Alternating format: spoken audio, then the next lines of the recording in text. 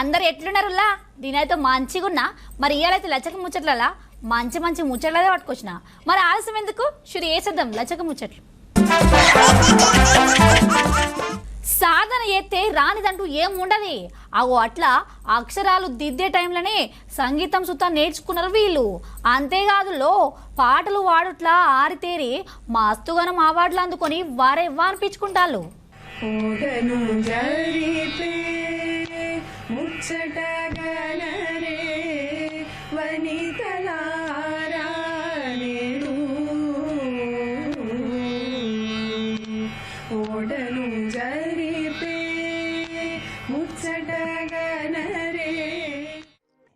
Social కదా వీళ్ళు ఎంత మంచిగా పాటలు పాడుతాన్రో. ఇట్లా పాటలు పాడుడే కాదుల్లో చాలా కళల్లో చూస్తే ప్రతిభ పెడతారు. ఈ అక్క చెల్లెలు ఇద్దరు కూడా ఒక దిక్కు శాస్త్రీయ సంగీతం, అట్లనే సినిమా సంగీతం, జానపద గీతాలు, అన్నమయ్య త్యాగరాయ కీర్తనలు ఇట్లా చాలా అలకగా పాడుతాండ్రు. ఆటలల్లో పెయింటింగ్లల్లో వారే వా అనిపించుకుంటున్నారు. చదువులో ప్రతిభ చూపెట్టుకుంటేనే కళలల్లో ప్రతిభను కూడా చూపెడతాండ్రు. తీయని స్వరాలతోని మదిరి దోస్తున్న ఈ అమ్మాయిల పేర్లు ఒకరి పేరు ఋగ్వేదం పద్మశ్రీ అయితే ఇంకోరి పేరు శ్రీకృష్ణ అన్నట. కృష్ణా జిల్లా కంకిపాడు మండలం మద్దూరు అనే ఊళ్ళు ఉంటారు వీళ్ళు. అయ్యా హరివెంకట కిషోర్ సర్కార్ బల్ల సార్ కొలువు చేస్తాడు. తల్లి కళ్యాణి ఒక ప్రైవేట్ బల్ల టీచర్ కొలువు చేస్తుంది. ఇక వాళ్ళకి తెలుగు భాష, సంస్కృతి, సాంప్రదాయాలు, కళల మీద కాయసుత బగ్గనే ఉన్నది. మరి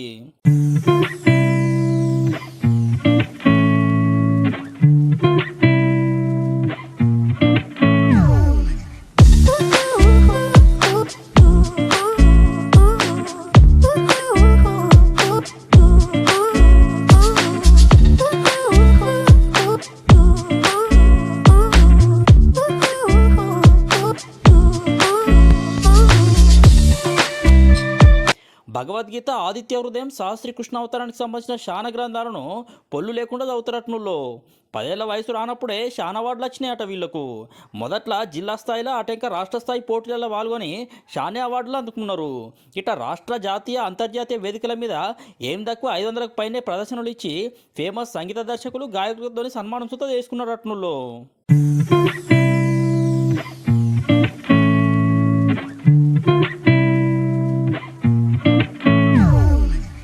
శతక పద్యాలు, విష్ణు సహస్రనామం ఇలాంటివన్నీ నాకు చిన్నప్పుడు మా అమ్మ, నాన్న, నాయనమ్మ వీళ్ళు ఎవరికి ఎంత టైం కుదిరితే అంత టైం నా మీద స్పెండ్ చేసి వాళ్ళందరూ నేర్పించేవాళ్ళు. సో తర్వాత శాస్త్రీయ సంగీతం నేను విజయసారథి గారి దగ్గర నేర్చుకున్నాను. ఆయన నాకు వరుసకు మామయ్య అవుతారు. సో ఆయన దగ్గర వాళ్ళ పిల్లలు, వాళ్ళ శిష్యులు ఒకసారి వీళ్ళంతా పాడటం చూసి మాకు కూడా ఆసక్తి కలిగిందనమాట. సో అక్కడి నుంచి విజయసారథి గారి దగ్గర నేర్చుకున్నాను. దాని తర్వాత శ్రీ చక్రవర్తి గారి దగ్గర నేను సంగీతం నేర్చుకోవడం జరిగింది. ఒక 4 ఏళ్ళు ఆయన దగ్గర నేర్చుకున్న తర్వాత నేను సర్టిఫికేట్ 10th క్లాస్ తర్వాత శాస్త్రీయ సంగీతం వోకల్లో సర్టిఫికేట్ కంప్లీట్ చేశాను. ప్రస్తుతం శ్రీమాన్ NCH బుచ్చయ్యచార్యులు గారి దగ్గర శాస్త్రీయ సంగీతం అభ్యసిస్తున్నాను.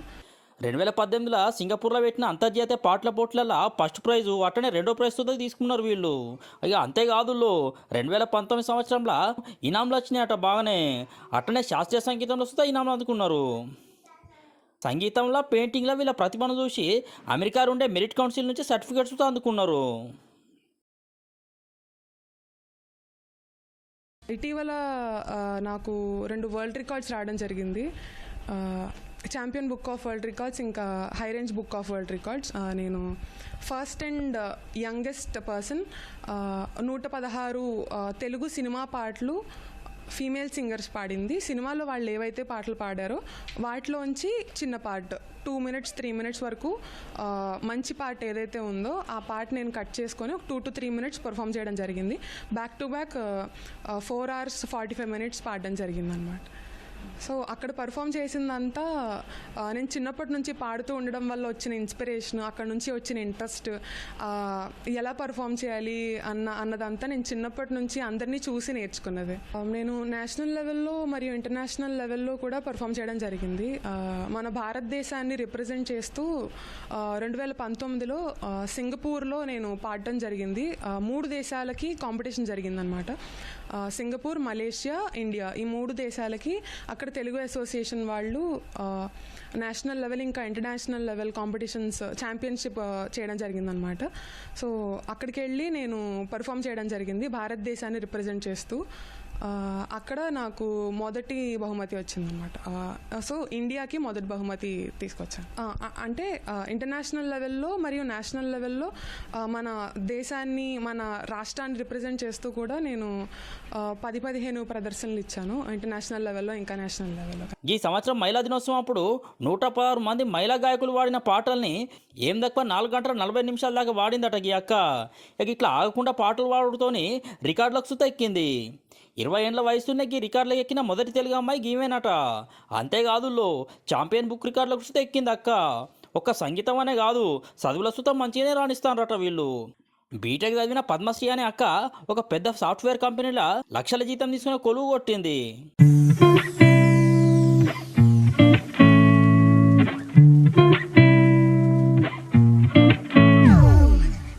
నేను ఎలక్ట్రానిక్స్ అండ్ కమ్యూనికేషన్ ఇంజనీరింగ్లో జాయిన్ అయ్యాను. సో నాకు ముందు కూడా 2-3 సాఫ్ట్వేర్ జాబ్స్ రావడం జరిగింది. కానీ నాకు ఎలక్ట్రానిక్స్ అండ్ కమ్యూనికేషన్లో చదివాను కాబట్టి ఆ ఫీల్డ్లోనే వర్క్ చేయాలని ఇంట్రెస్ట్ ఉందన్నమాట. సో ఒక కోర్ కంపెనీలో అప్లై చేశాను హైదరాబాద్లో. సో ఆ కంపెనీ నాకు ప్లేస్మెంట్ ఇవ్వడం జరిగింది. నెక్స్ట్ మంత్ నుంచి నేను ఆ కంపెనీ కోసం వర్క్ చేస్తాను. లైక్ స్టడీస్లో నా గోల్ ఏంటంటే ఏదో ఒక కంపెనీకి, ఒక రెప్యూటెడ్ కంపెనీకి నా సాయి శక్తిలో నేను ఏదైతే కాంట్రిబ్యూట్ చేయగలనో, ఏ కంపెనీ అయినా పర్లేదు, నాకు జనరల్ గోల్ ఇది. నేను ఎంతవరకు కాంట్రిబ్యూట్ చేయగలనో అంతవరకు కాంట్రిబ్యూట్ చేసి నాకు వాళ్ళకి బెనిఫిట్ తీసుకురావాలన్నదే నా గోల్. చిన్నప్పటి నుంచి స్పోర్ట్స్లో కూడా ఉండేదాన్ని అనమాట. నాకు సైకిల్ పోలో నేషనల్స్లో 2nd ప్రైజ్ ఉంది. ఇంకా ఫెన్సింగ్ స్టేట్ లెవెల్లో 3rd ప్రైజ్ ఉంది. గ్రూప్గా నేను మా స్కూల్లో ఉన్నప్పుడు పర్ఫామ్ చేయడం జరిగిందనమాట. ఇంకా హాకీ నేను డిస్ట్రిక్ట్ లెవెల్లో ఆడాను. So school level, inter school level కాంపిటీషన్స్లో కూడా మా స్కూల్కి నేను ఎంతో కాంట్రిబ్యూట్ చేశాను. సో ప్రైజెస్ కూడా తీసుకొచ్చాను. అట్లనే అక్క కొద్దిగా సుతా తీసిపోకుండా చెల్లె సుతా పాటలు వాడు, సంగీతం నేర్చుకుని అట్లనే చదువుల సుతా రాణిస్తుంది. ఇంటర్ చదువు పూర్తి చేసుకొని బీటెక్లో ఏఈ కోర్సులో చేద్దాం అనుకుంటుందట. భవిష్యత్తులో కలెక్టర్ అవడే నా లక్ష్యం అంటుంది. ఇప్పుడు సంగీతం పరంగా కర్ణాటక సంగీతంలో సర్టిఫికేట్ ఇంకా డిప్లొమా కోర్సెస్ పూర్తి చేయాలని నా గోల్ అండి. ఈ సంవత్సరం సర్టిఫికేట్ ఎగ్జామ్కి అటెంప్ట్ చేస్తున్నాను. ఇంకా డిప్లొమా కూడా కంప్లీట్ చేసి మంచి స్థాయికి వెళ్ళాలని నా గోల్. ఇంకా చదువులో బీటెక్ చదవాలనుకుంటున్నాను. బీటెక్ చదివి తర్వాత యూపీఎస్సీ క్రాక్ చేయాలనేది నా గోల్. అంటే హయ్యర్ స్టడీస్కి ఫారెన్ వెళ్ళాలన్నా కానీ అలాంటి వాటికి ఈ సంగీతం సర్టిఫికెట్స్ ఇలాంటివన్నీ బాగా పనిచేస్తాయండి. అంటే విద్య నేర్చుకున్నది ఏది వృధాగా పోదు, ఎక్కడొక్కడ ఉపయోగపడుతుంది అన్న దాని మీద ఇవన్నీ నేర్చుకుంటూ ఉన్నామండి. అవసరం ఉందా అంటే తప్పకుండా ఉందని నేను చెప్తాను. ఎందుకు అంటే ఇప్పుడు మన సంస్కృతిని మనమే కాపాడుకోవాలి కాబట్టి ఇప్పుడు ఇలాంటి లలిత కళలు కానివ్వండి, అంటే కూచిపూడి, సంగీతం, భరతనాట్యం ఇట్లాంటివన్నీ ఇంట్రెస్ట్తో అందరూ నేర్చుకుని దీన్ని దేశ విదేశాల్లో అలాగా అందరికీ చాటి చెప్తే మన సంస్కృతి యొక్క గొప్పతనం అందరికీ తెలుస్తుంది. కాబట్టి అందరూ తప్పకుండా నేర్చుకోవాలి, కుదిరినంత వరకు చదువుతూనే నేర్చుకోవాలి. అంటే ఇది అంటే చదువుకి ఎంత ఇంపార్టెన్స్ ఇచ్చి చేస్తారో దీనికి కూడా అంతే, అలాగే టైం పెట్టి ఇంట్రెస్ట్తో నేర్చుకుంటే గొప్ప స్థాయికి వెళ్ళొచ్చు అని నేను నమ్ముతున్నాను. ఇక ఈ ముచ్చటిట్టుంటే భారతీయ సంస్కృతి సాంప్రదాయాలు కళను కాపాడి రాబోయే తరాలకు అందియాలని చెప్పి గదే పట్టుదలతో ఎన్ని కష్టాలు ఎదురైనా మా పిల్లలకు సంగీతం నేర్పించిన అంటాను అయ్యవ్వలు. మన సంస్కృతిని, మన భాషని, మన సమాజాన్ని మనమే గౌరవించుకోవాలి. ఇప్పుడు తమిళ వాళ్ళు ఉన్నారు, వాళ్ళ భాష పట్ల వాళ్ళకి చాలా మక్కువ ఉంటుంది. ఇంకొక భాష వచ్చినా సరే వాళ్ళు మాట్లాడరు. Making human resource. ఒక పిల్లల్ని మనం సొసైటీకి ఇస్తున్నాం అంటే వాళ్ళ వల్ల సొసైటీ ఇబ్బంది పడకుండా ఉంటే చాలు. వాళ్ళు ఏం సొసైటీకి కోట్లు లక్షలు ఏం దానాలు చేయక్కర్లేదు. వాళ్ళు సొసైటీని ఒక బాధ్యత గల పౌరులుగా బతికి అవతల వాళ్ళని ఇబ్బంది పెట్టకుండా వీలైతే అవతల వాళ్ళకి సహాయం చేసేలాగా తయారు చేయగలగటం ఒక పేరెంట్గా ప్రతి ఒక్కళ్ళ బాధ్యత. ఇంట్లో మా బాధ్యత ఎంత ఉందో వాళ్ళ కష్టం కూడా అంతే ఉంది. పాడతా తీగ ఫైనల్ ఆడిషన్కి సెలెక్ట్ అయ్యారు. అది ఇంకా డేట్ రావాలి, ఎప్పుడైతే అప్పుడు హైదరాబాద్ వెళ్ళి మా ఈసారి కనీసం ఒక్కళ్ళైనా కనీసం చరణ్ గారు ముందైనా పాడే అవకాశం వస్తుందని ఆశపడుతున్నాం. గోపాల్ స్వామి గిఫ్ట్ అండి, పిల్లలు ఇద్దరు కూడా మాకు గోపాల్ స్వామి గిఫ్ట్. అంటే మాకంటూ వీళ్ళే అసెట్. మా ఆస్తులు ఉన్నా లేకపోయినా పిల్లలే మాకు ఆస్తులండి.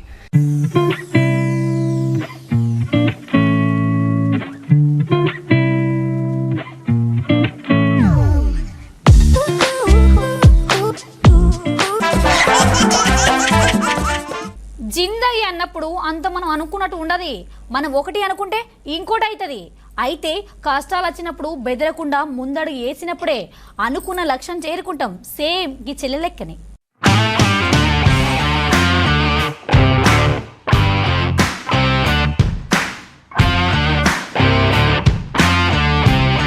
నేను సబ్ జూనియర్ నేషనల్ ఛాంపియన్షిప్లో ఛాంపియన్ని అండ్ నాకు ranking gold medal and also team bronze medal కూడా ఉంది. ప్రెషర్ ఉంటుంది, అది జస్ట్ మనకి మనం కాన్ఫిడెన్స్ తీసుకోవడం. మా కోచ్ వెనకాల ఉంటాడు, తను నాకు హెల్ప్ చేస్తారు. ఆ ప్రెషర్ అంతా మెడిటేషన్ చేస్తాము రోజు అండ్ ఆల్సో మా ట్రైనింగ్కి, మా ఫిట్నెస్, మా కార్డియో అన్నీ హెల్ప్ అవుతాయి. టోర్నమెంట్కి వెళ్ళేసరికి ప్రెషర్ ఉంటుంది, వేరే వాళ్ళని మనం బీట్ చేయాలి అని చెప్పి. జస్ట్ మనతో మనం ఫైట్ చేస్తూ దాన్ని ఓవర్కమ్ చేయడమే. సమ్మర్ క్యాంప్లో ఆర్చరీ ట్రై చేశాను 2019లో. దాని తర్వాత నాకు నచ్చి మంచి ఫీల్ వచ్చింది. తర్వాత పేరెంట్స్ని కన్విన్స్ చేసి 2021లో జాయిన్ అయిపోయాను ఆర్చరీ. కష్టం అనిపించింది, ఫైనాన్షియల్గా కూడా డాడీ మమ్మీ చాలా కష్టపడ్డారు జాయిన్ చేయడానికి. రిస్క్ తీసుకుని నన్ను నమ్మి జాయిన్ చేశారు. సో నేను వాళ్ళకి రిగ్రెట్ ఉంచకుండా నా పర్ఫార్మెన్స్, నా బెస్ట్ నేను ఇస్తూ ఉంటాను.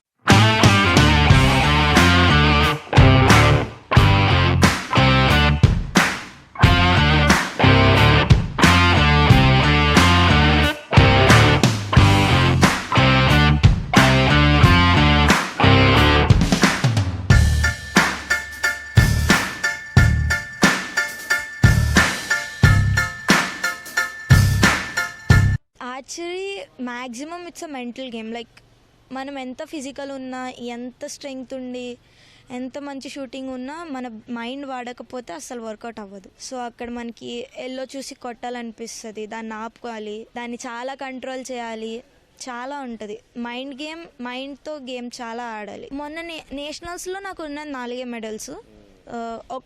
3 మెడల్స్ ఒకే టోర్నమెంట్ నుంచి. Sub junior is my peak point. నేను అక్కడి నుంచి పికప్ అయ్యాను, అది నాకు టర్న్ ఓవర్ ఇచ్చింది. అంతకుముందు జూనియర్ నేషనల్స్ ఆడాను, సీనియర్ నేషనల్స్ ఆడాము. దాని ముందు కూడా ఒక సబ్ జూనియర్ ఆడాను, బట్ నేను అప్పటికి న్యూ జాయినింగ్ అప్పుడు. సో నాకు అంత ఫామ్ లేదు, ప్లాన్ లేదు, ఏం లేదు. బట్ ఈ సబ్ జూనియర్కి ఒక పర్టికులర్ ప్లాన్తో, మంచి ఫామ్తో వెళ్ళాము, అదే రిజల్ట్ చూపించింది.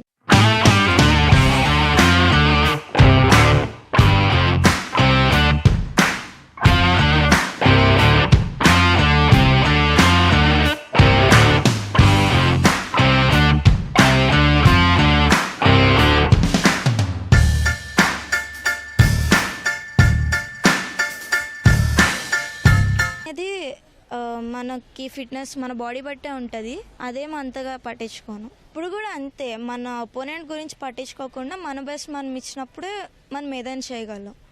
ఒపోనెంట్ బట్టి ఆడితే అక్కడే మనం ఒక స్టెప్ వెనక్కి వచ్చేసినట్టు అయిపోతుంది. స్టెప్ బై స్టెప్ వెళ్ళాలి దేనికైనా. సో ఒలింపిక్స్ కూడా నాకు గోల్, అది నా ఫైనల్ గోల్. బట్ దాన్ని నేను రీచ్ అవ్వడానికి అన్ని స్టెప్స్ పాస్ అయ్యాక వెళ్ళాలి. కాబట్టి ఫస్ట్ నేను ఈ స్టెప్స్ని క్రాస్ చేయాలి. సో నేను ఫస్ట్ వీటికి హార్డ్ వర్క్ చేస్తే that will show in the final thing. ఇప్పటికీ అయితే upcoming youth world championship next year జరుగుతుంది. నాకు నెక్స్ట్ ప్లాన్ అయితే అదే, దానిలో పార్టిసిపేట్ చేయాలి. I want to represent India in there. Andhra Pradesh నుంచి నేను ఇండియా టీమ్కి సెలెక్ట్ అయ్యి అండ్ దెన్ అక్కడికి అప్పుడు మళ్ళీ ప్లాన్ చేంజ్ అవుతుంది.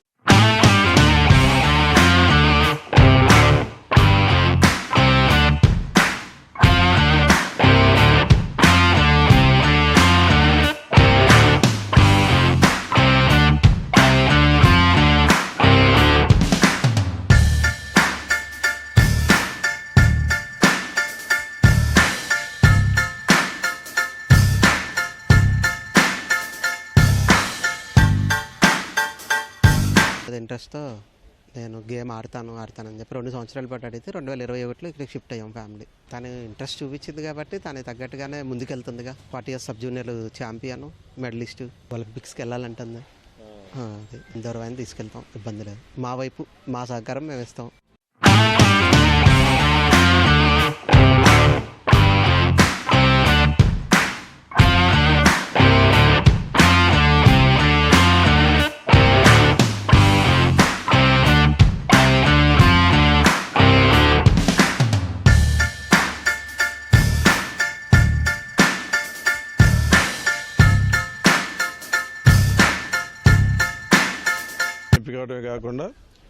మంచి జాతీయ స్థాయిలో పేరు ప్రతిష్టల్ని వ్యక్తిగతంగాను ఆంధ్రప్రదేశ్కి సంపాదించింది. అంతర్జాతీయ స్థాయిలో రాణించడం కోసం ఇండియాలో టాప్ 1 ఆర్చర్గా గత 2023-24 సంవత్సరాలు జరిగిన నేషనల్ ర్యాంకింగ్ ఆర్చరీ టోర్నమెంట్లో కూడా ఇవాళ సెకండ్ ర్యాంకులో ఉంది భారతదేశంలో. తన ర్యాంకును పడిపోకుండా కాపాడుకుంటూ ఇటీవలే మార్చిలో జరిగిన కొరియాలో ఆర్చరీ అసోసియేషన్ ఆఫ్ ఇండియా ఆధ్వర్యంలో కొరియాలో ప్రపంచంలో మేటి Olympic medallist Kim archery coach Korea దగ్గర 1 వీక్ శిక్షణ పొంది వచ్చింది. ప్రస్తుతం రాబోయే 2024 క్యాలెండర్కి సన్నద్ధమవుతుంది.